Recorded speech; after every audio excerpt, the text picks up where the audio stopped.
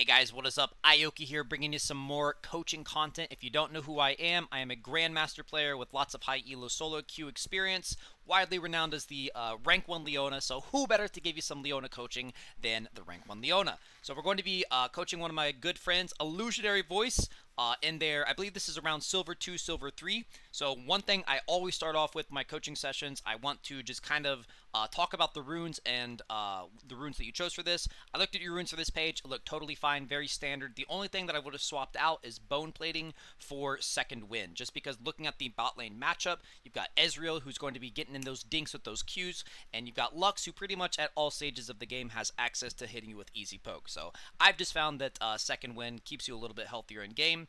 But other than that, runes look fine. One other thing I definitely want to comment on is I love the proactivity with you leaving the base. Look at this loser, bro. Don't be this loser. Do not be this loser ever in your games. So much of the game happens in the first minute, guys. Getting out, getting vision control, scouting out, lane swaps, things like that. You have to be on top of things. The game starts at 1 second, not at 1 minute. So we're coming out here. What I want to see is you post up, or at most come over here and get this ward, and then reset to swap out your yellow trinket for a red trinket. That's the start that I've been doing in most games, in my games across all elos. So let's see what we do at level 1. So we're missing our Yasuo. We've got our Mundo behind us. We've got Diana. We're heavily stacked on the bot side of the map. So I guess we'll see what happens. Okay, so we see one. Our action should be here to acknowledge. So one thing that I teach and that I preach is that you have to be thinking about the absolute worst case scenario, right? We don't know. I haven't checked the other team's fog of war, but we don't know if they're posting up over here. We don't know if they're fight pointing. We don't know if half of them are down here. But what's the worst place that they could be, right? Absolute worst place they could be is like Lux is here and she snags you with the Q. So play it safe. Your team is not entirely here. You are the front line and Mundo's with you, but like your damage is really far away. So we're not actually going to be fighting him. So let's just put a ward down here and then back up, swap that trinket out. Okay. So it turns out we're not going for that. We're going for a fight. Yeah, okay. This just keeps getting worse and worse. So this is what I'm talking about. You have to be thinking about the absolute worst case scenario and before you do any action. And I promise you, if you start building that in the back of your head, like what is the literal worst possible thing that could happen if I walk up here? What is the worst possible thing that could happen if I back here? If I buy this item? If we take this fight? If we don't take this fight? If it will literally inform every single one of your decisions, and you'll become a 10 times better player overnight, swear to God. So we didn't think about the worst case scenario. We went for a fight without all the information, and I don't see this going well. Maybe it does because it's a low elo fiesta, but it shouldn't. I'm telling you, regardless of result, this should not go well for us. Okay, so it's not going well very well so far. So it looks like it's a 1-for-1. You could have flashed out, but to be honest, the actual coachable lesson there is that we shouldn't have done it at all. We should have just dropped the trinket and get some information, because what that does is, one, it allows you to essentially start the game with 2 trinkets, because you get the usage of the yellow trinket, you get information about are they invading, are they, where are they starting, things like that, and you get to use the red trinket, which one, nets you some gold when you clear out a ward in the bot lane, and just lets you control vision control in the bot lane bush. So always swap your trinket out. It's a really good habit to get into as a tank support. It's more important, I would say, to do against like tank v tank, because then like bush control is really important. Whereas like even if Lux doesn't know if you're in the bush or can't see you, she can still attack you with like ranged spells and stuff like that. So not the most important, but still a very good habit to get into. So we've already made our first big mistake. Let's move on from it. It happens. We didn't blow our summoners. It's not the worst thing in the world. It's a 1-for-1. Okay, another mistake here. Worst case scenario, right? We've lost vision of them. Worst case scenario, you're walking to river alone. What if they're in here and you get dinged and then you have to blow your flash over there? So I know it's frustrating when ADCs aren't on the same page as you and they don't walk the same way, but always try to walk the same way as your ADC. If they walk this way with them. If they walk this way, walk this way with them. Ideally, you're frontlining, but okay, so they weren't in the bush. Okay, so one thing to note right here is that unless Lux is in this bush or this bush, she actually missed experience. And with the champion like Leona, where the level 2 power spike matters that, like, it's so important for this character, keeping track of one when you're hitting two and when each of their bot laners are hitting two is very pivotal. So let's keep that in mind. Ezreal is going to be hitting two first. Now, Ezreal's not a character that we need to be like super afraid of level 2. You know, he's not like a Tristana or like even a Sivir or Caitlyn. List goes on. It's an Ezreal, right? So we don't need to be too afraid, but I'm guessing that I would probably wager that you guys didn't notice that he's hitting level 2 first. So I think he hits level 2 after this creep. Maybe this one. Okay, one more. See, that's what I'm talking about, guys. I wasn't on top of it. I need to practice what I preach here. Melee. Okay, there it is. So he's level 2. She's level 1. He's also pushed the wave away from you guys. It's actually pushing into you guys without crashing, and he's taking a lot of minion aggro here. This is good. You guys are gonna hit level 2, and you're gonna have a really good opening to go onto the Lux here. So nice. This is good positioning. I would have liked to see you be aware. You know, do the minion counting, know exactly when you're gonna hit level 2, and then be like up here. But this is still a really good opening for you to E-flash. So we'll see what goes down. Nice. Okay. Okay. So, you know, I'm going to be nitpicky here. It's great that you knew to do it. It could have been executed better, and it probably could have been done without your flash. So if you know that this minion gives you 2, this last creep, last minion, you don't actually need to be that close to it to get experience, right? So if you know this one's one or two autos away from Vayne killing it, you can be up here. You can be up in this bush. And that's another reason why I've been preaching for the yellow trinket, the red trinket swap, is because, you know, you can sweep that bush before you hit 2. Hit 2 in the bush, hit an easy E onto them. Also waited a really long time. It's all about the element of surprise, man. Like, you've got her on the back foot, which is great. But like, you've given her so much time to like see what your plan is that, you know, a slightly better player, you know, like a gold or a plat player, is probably just going to flash away or not be in the position where you can E-flash onto her. But it's good that you took this initiative. So you guys get a kill in lane. Excellent. Let's see what you do with it.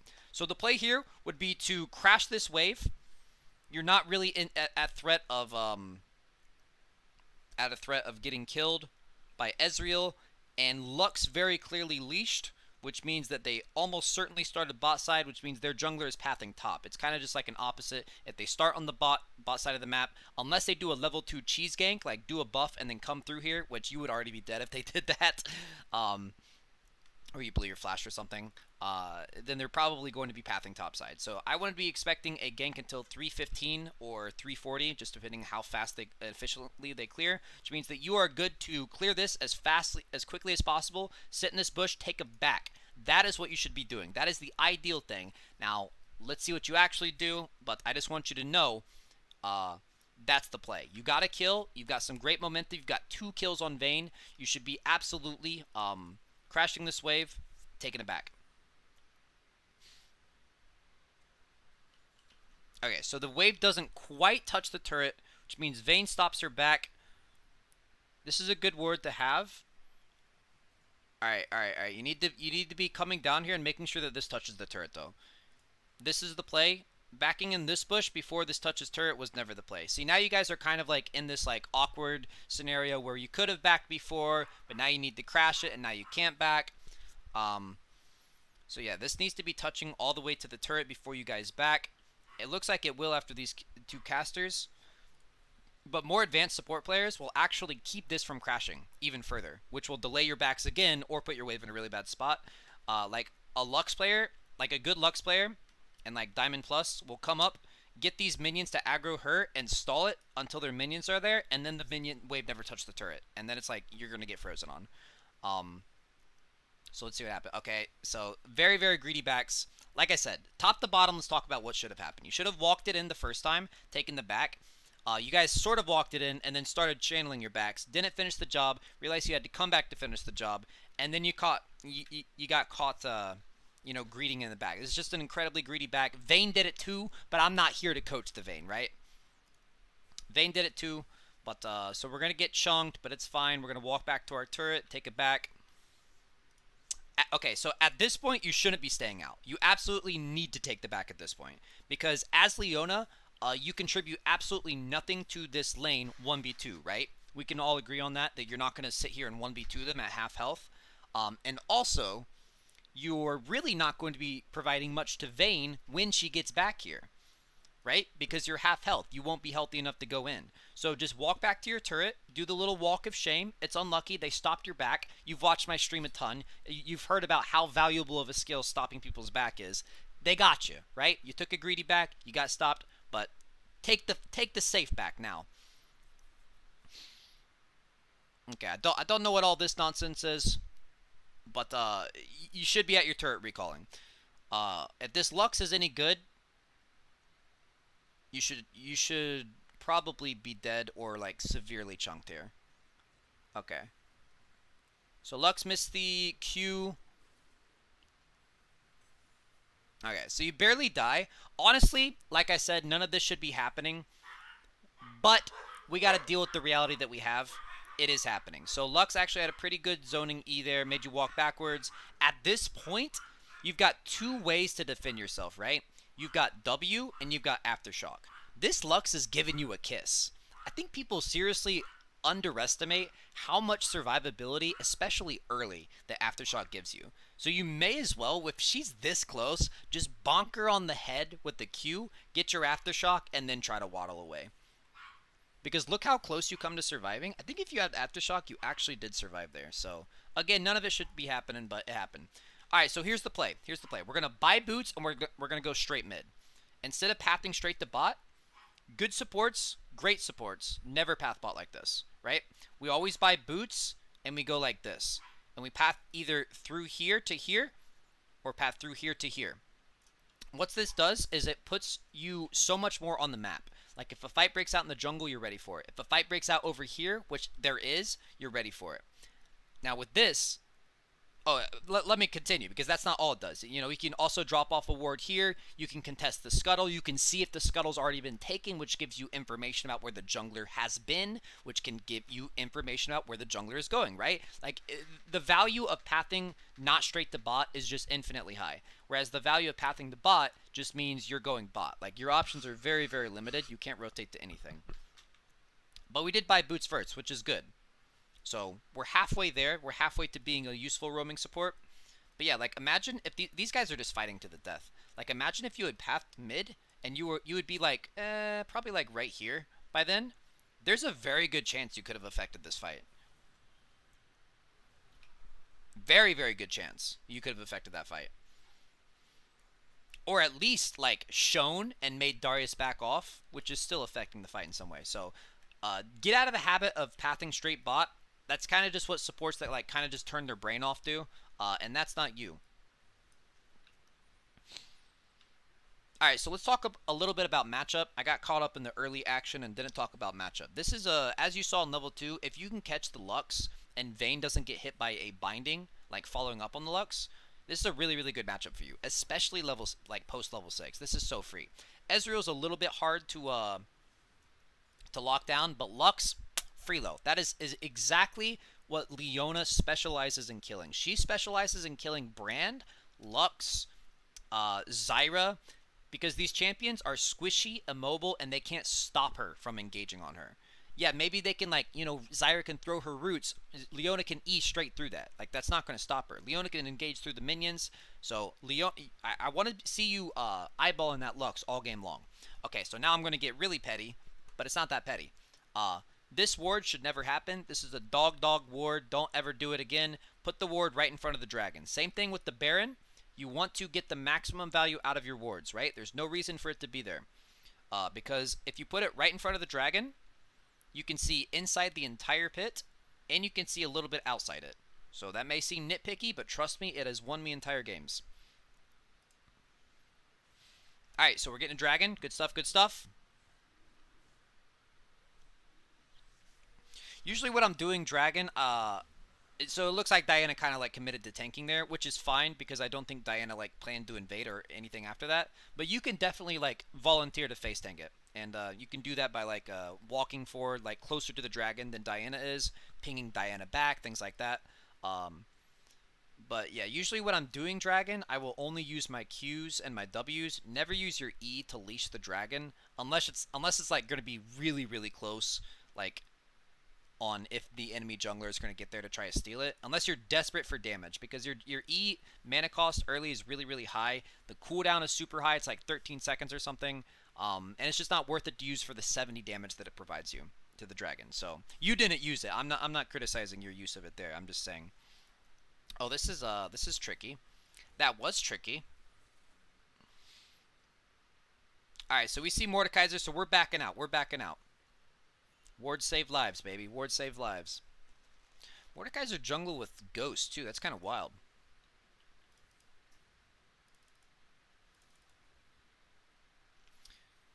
Alright, so we're just waiting for them to push it in.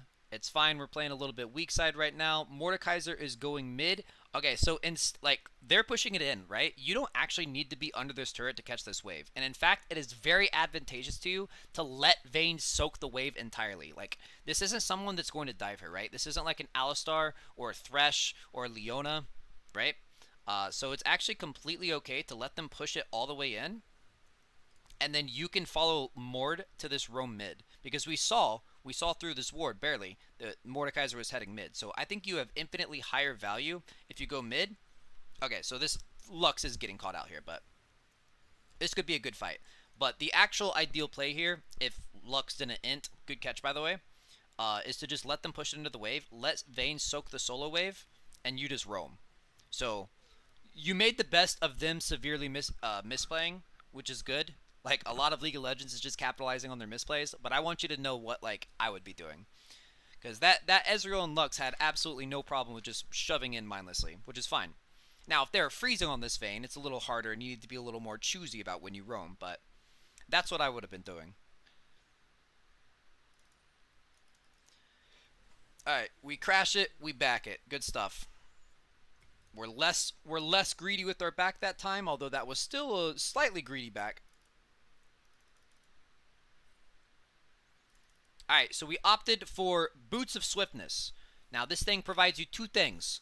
Three things, really. One, you're going to be much better at roaming than Lux. I'm going to assume she doesn't go Mobies or Swifties, so that means you can just straight up rotate the fights faster than her, which is basically the gist of the support role. The person that gets there first, it's a support gap, boys. So, lets you roam faster. Two, it lets you engage on Lux because you're just straight up faster than her. You can outposition her, right? And you've got flash on her. And three, it lets you dodge, which is really nice. Now, in a lane like this, they're not like super high damage, but there's a lot of lanes where the ability to like just straight up dodge their abilities is really nice. All right, so this is a very risky. Worst case scenario, right? You've lost vision of Lux and Ezreal. We haven't seen Mordekaiser for a while. Uh, what if he's in this bush and you've just walked into him and he pulls you back in? You have to blow your flash over the wall, right? So super risky. And in fact, it's not even worth sweeping this area, because you got to be thinking about like, why are you sweeping it? Are you sweeping it because your jungler is going to gank through that path? Because look where your jungler's at. You don't even need it for it to be swept. Most likely there won't ever even be a yellow trinket in this bush with this current lane state. There may be a control ward, which again, like, worst case scenario, you stop to kill the control ward and you get collapsed on. So not worth when your ADC cannot connect with you, cannot collapse with you. Wait until you've got them pushed all the way under their turret. That's when you go clear their vision. Wait until you see their jungler or their jungler's dead. That's when you go clear their vision. You don't have control of the lane right now. They did at that exact moment. So very risky. Luckily, it didn't turn out badly.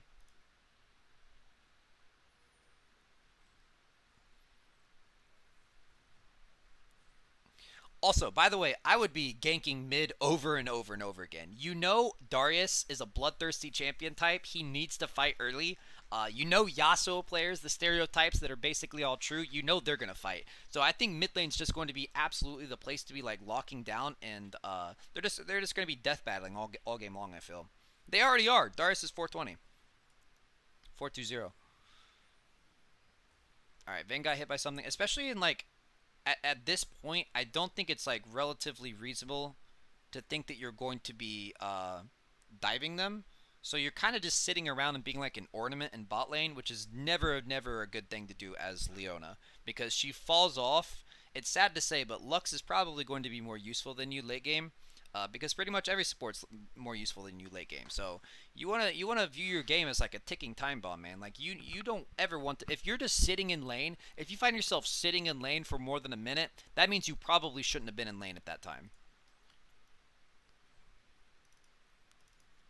By the way, this was a good time to go ward. This is correct. Getting them under their turret so that they can't rotate, or if they do start to rotate, like you will see them. Like if you're walking up here and their jungler's like, yeah, we got Leona, let's go on Leona. You'll see Lux move. This is the correct time to get vision and clear vision, because you've got control of the wave. You've got them caught up with farming on the turret. Alright, here we go. This is a good roam. This is a great roam. I actually would have liked to see it a little bit faster.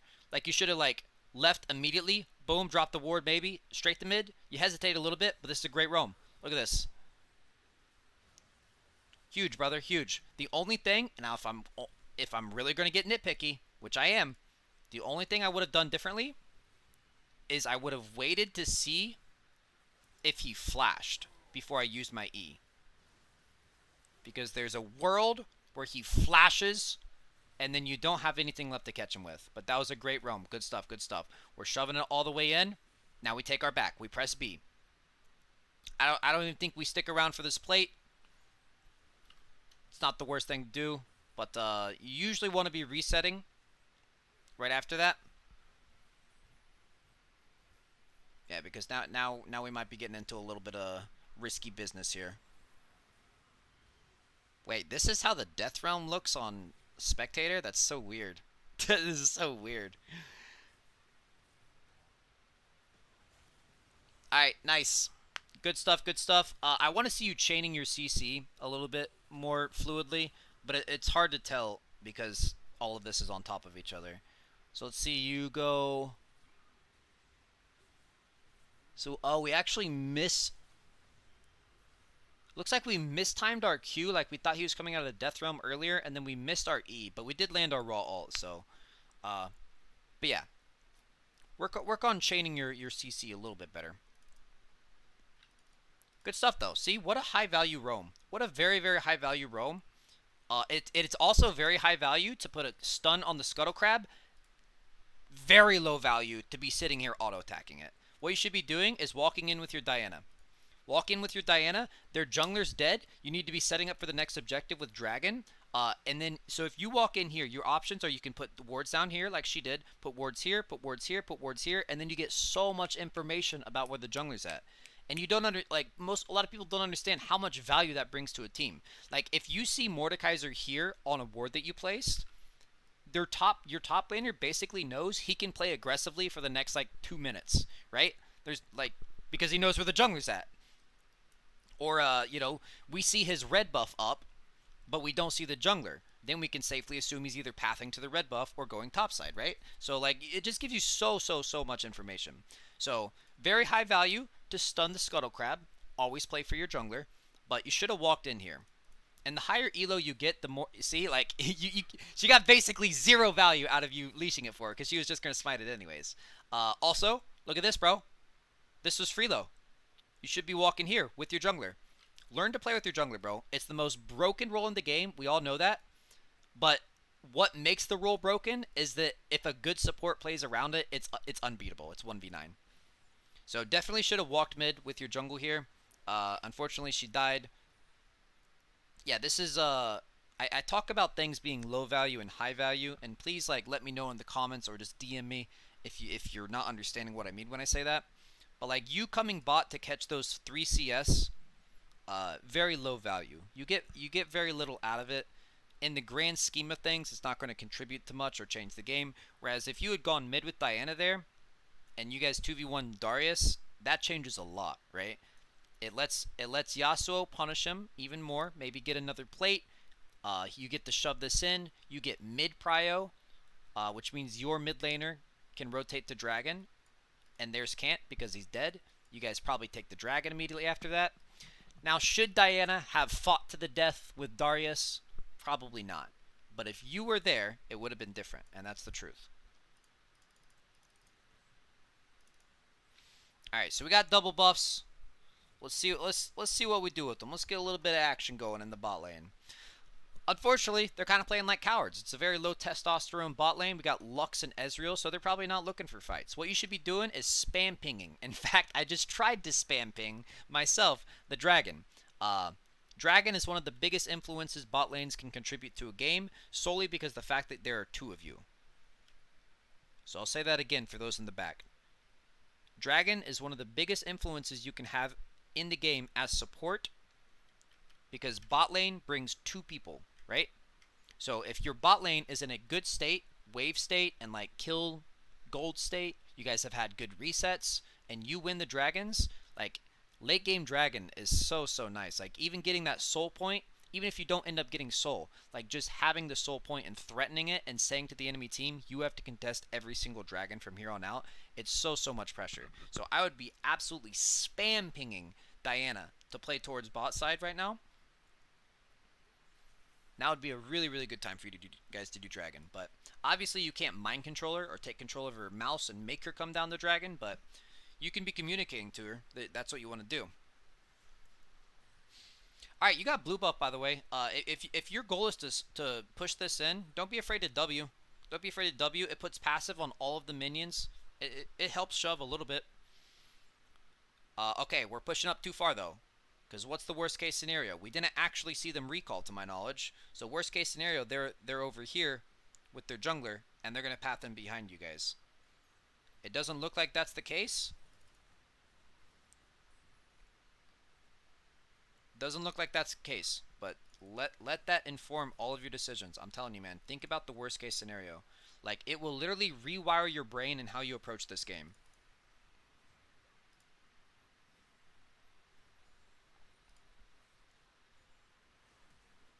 Alright, so we're starting to look a little bit more...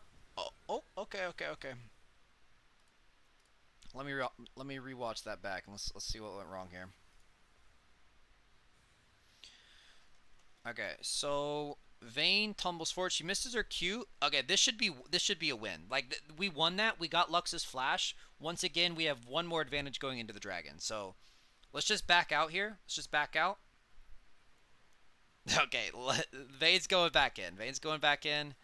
We land the raw ult. I noticed you're actually pretty good at that, by the way. I try to... Oh, no. Oh, by the way, why you got Ignite up, bro? Why you got Ignite up, homie? Drop that Ignite. Always drop the Ignite. Ignite is one of those spells that is better used early than late. See, if you had dropped the Ignite... Let me explain what I just said, because I think I just kind of jumbled a lot of concepts. So Ignite is a spell. It's not like Exhaust, where you actually need to be actively thinking about when to use it. Because with Exhaust, you need to be thinking about, like, damage windows and like how much damage are they going to do with this part of their combo versus this part of the combo. Ignite is, the sooner you use it, the better. If you guys are fighting to the death and it's even going to be remotely close, the sooner you use it, the better, because one, it puts pressure on them and they start panicking, and two, more importantly, it puts grievous wounds on them, so he would be reduced. Even if you don't end up getting the kill, Ignite has an incredibly low cooldown, so you may as well do it. So this fight was like really sloppy, and again, none of these fights should even be occurring, because you should just be setting up for dragon. Alright, we see Mordekaiser down here. He does not have... Oh, he does have the Rift Herald, okay. Does have the Rift Herald. We just need to back up here. Your turret is going to live with one plate left, but you guys can't defend at 1v3? Oh, no. Okay, so hindsight, we can't defend it 1v3. You just need to learn how to do something called play weak side. If your jungler is on the other side of the map, you just need to don't try to like defy the odds. You just need to accept that there's really nothing you could do about them Rift Heralding it. It always takes away 2 plates, leaves you with 1. You can't defend this, right? Um, there's a universe where like Mundo TP's in, but he doesn't even have a ward. So this is just to let the turret go. And I know that sucks and it feels like there's no counterplay, but it's about splitting the map. You know, your jungler was giving a little attention to top. You just gotta play weak side bot. You just gotta you know be okay with that. Because look at all the bad things that are happening to you guys because you weren't willing to give up the turret.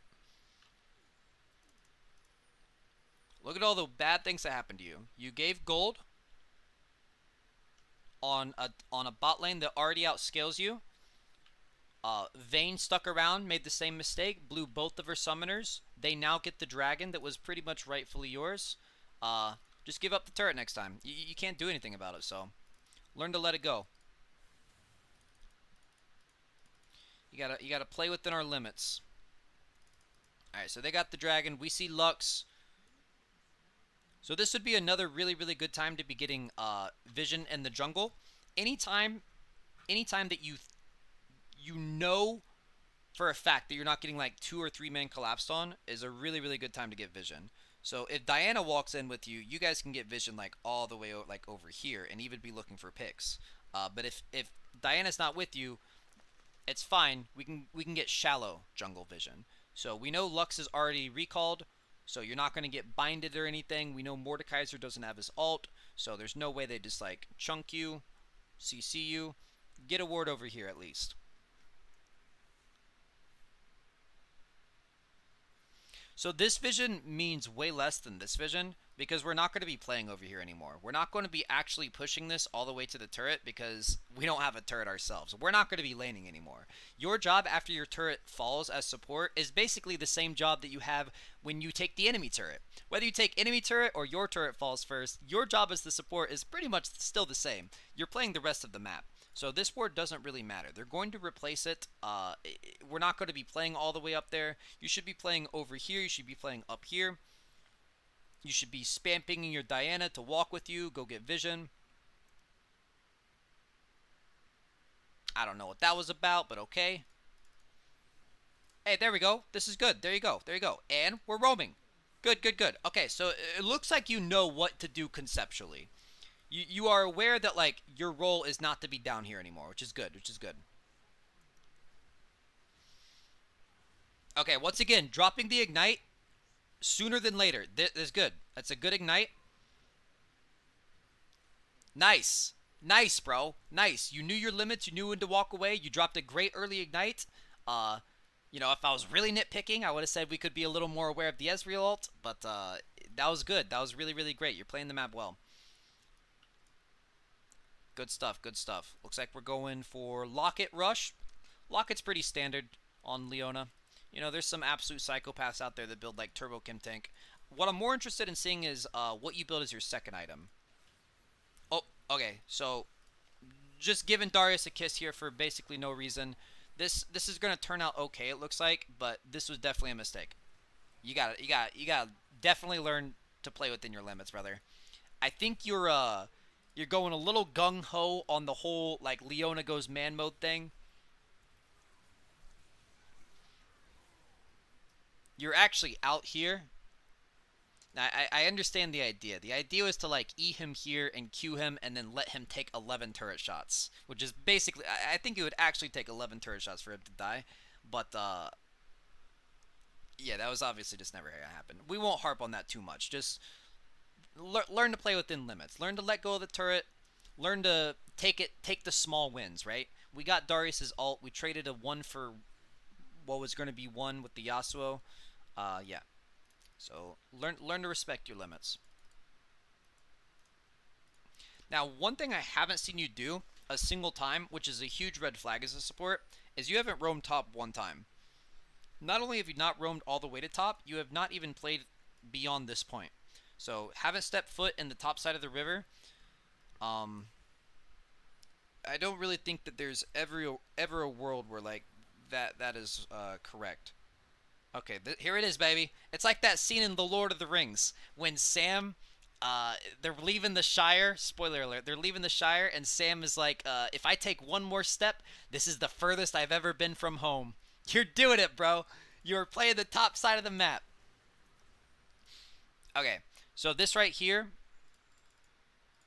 is why I heavily encourage people to not raw alt. Because one, it's really difficult. Two, it requires a lot of game knowledge. Three, it requires luck. And four, it's just way easier to lock someone down with your EQ. So I would say like 85 to 90% of the time, we don't want to go in on this, by the way. We do not want to go in on this. 85 to 90% of the time, you don't want to be opening with your ultimate. You want to be thinking of that as an absolute last resort, right? Your options in this order should be EQ, Flash Q, Flash EQ, or E Flash Q, um, and then R. Opening with R should be your last resort. There's just so many ways that it fails, and it's difficult to do. But yeah, let's talk about this, because I think this is a little bit of a red flag as well. It's easy to get wrapped up when you're playing Leona on like, I'm the engage, I need to be the one to pull the trigger. But how does your team actually follow up on this? Let's say this E does land, and you're over here now, and you Q him. He turns back into Viego. He's chunking your health bar faster than... He's season 11 your health bar. How does your team actually get on top of them? They're way over here. And remember, he's kiting away from you the whole time. So he's kiting this way, like towards where he can connect with his team. Your team is having to chase into their entire team. So always be aware. You need to have a situational awareness that, one, you shouldn't be fighting because it's 3v2 or 3v5. And two, where are your carries at? Before you pull the trigger on your EQ or R or whatever, where are your actual carries at? And can they follow up? Because I hear that question all the time on stream, which I'm sure you've read it there. Like, oh, what do I do? I always engage, but my team never follows up. Are you making sure your team can follow up? Like, seriously, are you thinking about, within the constraints of the game, how does Yasuo actually get from here to over here? He can't. He can't do it. So, just be thinking about that. And obviously that should be something that you're thinking about like every time you engage. Like, are you engaging in a way that your team can actually follow up?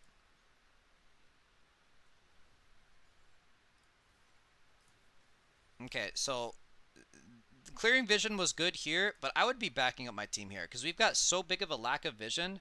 I would be dropping a control ward here to see if these guys are getting flanked, but also just be like backing these guys up because we've already, like there's nothing really else for you to do. So taking this long-winded route, like look, the fight's starting. The fight's starting, and it's not a good fight to begin with. They shouldn't be doing it. But you always want to be, even if you don't end up going in on the fight, you want to have presence. You want to have that concept of presence. You want to have the ability to go in. Because let's say, what if it was a good fight? What if it was just two of them engaging on them? And that's a fight that you guys can win. You want to be close enough to do it. Excellent taste in the skin, by the way. I love the skin. Alright, so once again, we got caught by Darius. It's not going to be a death, but he chunked you for free. Okay, rotate over to this fight. You see a fight, you need to have a little bit of foresight here. There's almost certainly going to be a fight, so we need to be ready to rotate to it. Remember, talking about value, very little value in you getting these CS, right? What are you actually going to do with that 40, 50 CS? Whereas, think about if you're at this fight right here, right now. The fight's completely different, isn't it? So, you need to place a higher value on getting to the fight sooner over pretty much anything as Leona. As an engaged champion, that's pretty much what you should be valuing higher than anything. Alright, so let's see what happens the rest of this mid game. Now, this is where low elo games kind of fizz out and become a little bit Fiesta-y. Because teams just kind of fight over nothing and it's complete nonsense. But I want to give you props where props belong. This is a really good pick. He is indeed out of position, and you strung together your CC a lot better there. And if I'm not mistaken, you dropped a pretty early ignite, so great job. Good stuff. You engaged in a place where they could actually follow up. We did overstay. Now, one thing is you got to remember is you don't need to actually stay until the turret actually falls. You've got ranged characters that can clear the turret, one, faster than you, better than you, and two, safer than you.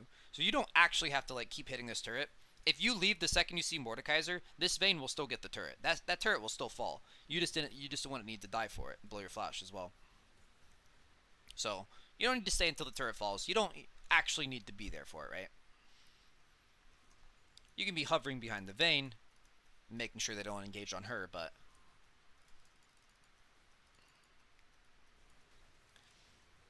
and you know, dying at this stage of the game is whatever. I don't think that they're actually going to Baron. Although they could definitely threaten it. I would say the bigger tragedy is that you blew your flash, because at this stage of the game, engaging as Leona and actually like getting quality picks usually requires your flash. So you need to be very, very careful with what you blow your flash on. Okay, so here, I'm sure this was just like a panic in the moment, like you just realized he's on top of you. But open with your Q here. Open with your Q here. Right here. You want to stop him DPSing your ADC as fast as possible, right? Your root doesn't really actually do that all that much. Stun is a much more effective way of doing it. It's immediate. And I honestly kind of think it might have made the difference there. But you guys, looks like you still win your fight. Not bad. You know, we're missing some ease, but it happens. In the heat of the moment, it happens. But definitely, if they're like already on top of you, don't even risk. It's the same reason like I encourage people not to raw ult, like open with their ultimate. There's a chance of missing it. I've missed it. I've missed thousands of E's, right? So you can't miss your Q. That's why I talked about that like list of engages in order. If you can engage with your Q, you should engage with your Q. If you can't engage with your Q, can you do it with EQ? Yes? Okay, go for that one. You know, it just goes down the list. Okay, once again, very, very low value with you being here. You need to be out on the map. You have no vision on Baron. You splitting this CS with Yasuo is actually bad for Yasuo and really bad for you, because you're not on the map getting the vision and information and presence that you need. Sorry, my dogs are going crazy. I'll be right back. I'm going to see if they're okay.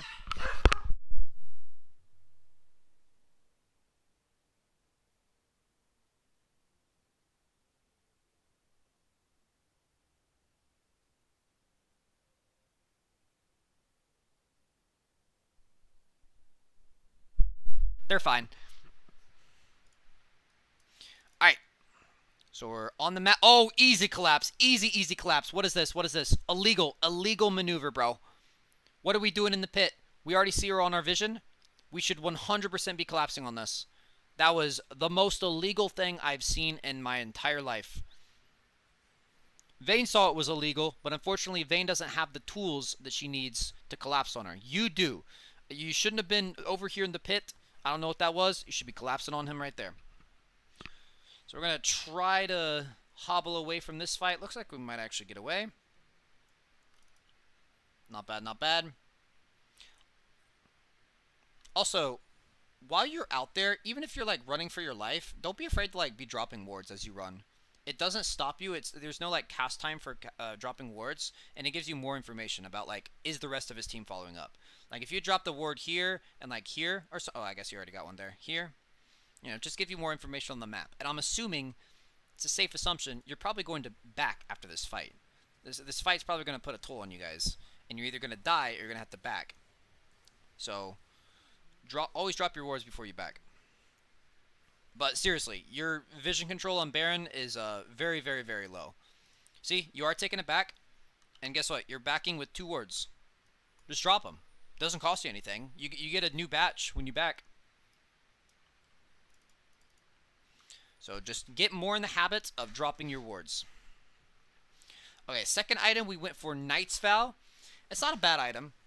It's definitely not a bad item. To be honest, tank support itemization is a little on the sparse side, so your options are essentially Zeke's, Knight's Vow. I mean, that's pretty much it, unless you're trolling. So Knight's Vow is not too bad. Make sure you want to be putting it. Honestly, I would probably be putting it on. Well, it definitely goes on Vayne or Yasuo. Maybe okay. Maybe we put it on Diana. Okay, so think about your intention behind putting it on Diana. So that essentially says that you're going to be diving every single fight, which I don't think you really have been. Diana, you want to put it on Diana if you're diving their backline with her and redirecting some of that damage from her. You want to put it on Vayne if you're purely peeling. I think you've been like a little bit in the center of the fights, so I would have just put it on Yasuo. I think it's pretty good on all three of them though. Not bad, not bad. All right, chunking down their front line. This is good. This is good. Don't think we can get anything else, but guess what? We just killed their jungler at 25 minutes. Oh, okay. I was going to say we should highly be encouraging our team to go Baron right now, but the team has decided else. A different decision, different direction. So we're gonna chase into this. Really good Diana ulti. There you go. Good pick. Good pick. Nice, nice. All right, now it's time to start. Now it's time to start heading out. We don't. I think the longer we do this, after Lux, if we go for anything else, it's hard over chase. So let's just leave. Let's just leave. We don't have a wave. We should be insta backing, dropping wards all throughout their jungle. There you go. Ward here. Put a ward here. Put a ward here. Everywhere gets a ward, baby. Everywhere gets a ward. Because guess what? You're backing anyways. You have low mana. Get that vision out. Get that vision out. Dropping a ward over here so you could, or over here so you could see them rotating to the Baron would also be very, very good. You're baiting yourself, by the way, right now. You're baiting yourself by staying out with 170 mana. That's literally like one spell cost. That you get the combo. I mean, you get to do one combo. You get to do one EQ, and then you're dead. So you're baiting yourself, and honestly, in a weird roundabout way, you're kind of baiting your team too by staying out instead of like pinging people off. You kind of bait your team too, because it gives them like a false sense of security. So once again, you're backing on 3 wards. Do not back on wards. Drop them all. Don't care where you drop them. Drop them all. Information is king in League of Legends. But like I said earlier, this stage of the game kind of just like devolves into a fiesta and like people fighting over silly stuff. Oh. Looks like we got a Baron fight.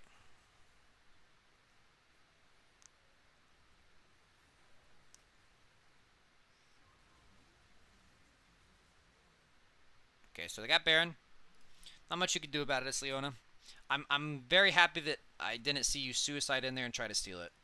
I was really worried that that's what I was going to watch, and that is like, you know, there's a 0.1% chance it works, but it's just never worth it, and it just helps staggers your deaths, which means that they're fighting 4v5, you know, on their Baron. So okay, so we caught the Viego. We need to be bouncing though, man. We need to be bouncing. They have Baron empowered recalls. They got numbers. I do not think that you guys should be playing as if you have tempo, as if you have like the right to be pushing at the moment, because Diana's not with you and they just got Baron.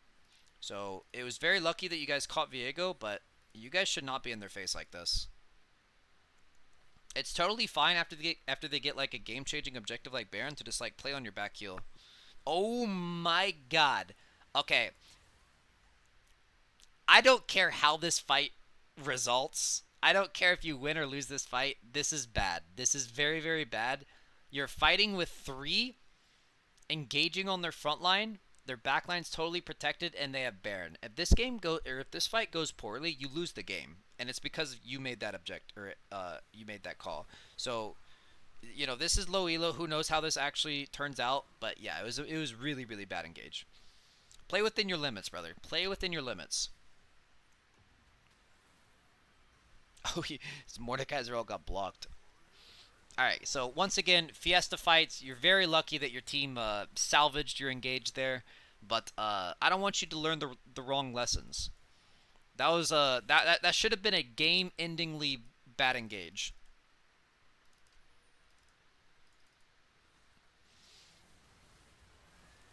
Don't know what that was from Yasuo, but once again, we're just kind of getting into the uncoachable part of the low elo experience.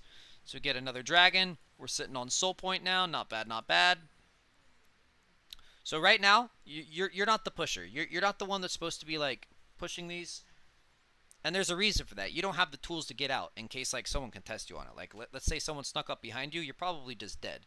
Even if they can't kill you fast, they can like walk you all the way down the lane, and you don't have the tools to get out, right? So, your tool right now is to give your team information. I'm seeing you sit on way too many wards, by the way. Way too many. All right, another good catch. Don't know if you guys kill him or not. I'm seeing a little bit of. So let me show you something. So rooted there, stunned there. That was good.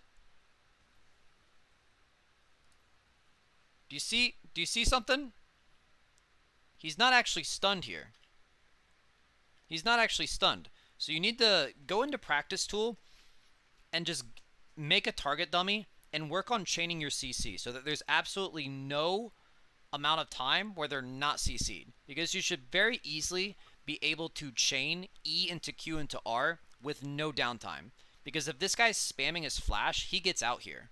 Your ult does not land. If he's FFFFFFFF spamming flash down here, he's gone. Right? So go into a practice tool. Actually, because I've seen some good ones and I've seen some bad ones this game. So I think it's just something that you're very inconsistent with. And while we're on the topic of chaining your CC, I want to talk about a little bit more of an advanced concept. You can actually chain your E into your R. So if you can actually cast R during E animation. So if you know your E is going to land, you can actually cast your R on top of the E so it's rooted into a stun with absolutely no downtime. I wouldn't try doing that until you get your EQR combos down. Because that's mostly reserved for, one, immobile champions like Ezreal at a high level of play. You know, they're going to be buffering their mobility move out, or if champions have tenacity. Like if they build Merc Treads, sometimes your E, Q into R leaves those itty-bitty spaces where they're not CC'd, and good players will be spamming their flash or spamming their mobility move, and then he's completely repositioned and you don't kill him. So, good catch. This is a good catch. It's badly executed. And if Viego played a little bit better, he was going to live there. So go into practice tool and actually practice that. So it looks like you guys killed him there. Now you're walking it in. Yeah, so looks like you guys just walk it in for the rest of the game. So I think I've covered like a lot of concepts in this. I've been nitpicky. I've covered some like seriously high concept stuff that you need to be working on.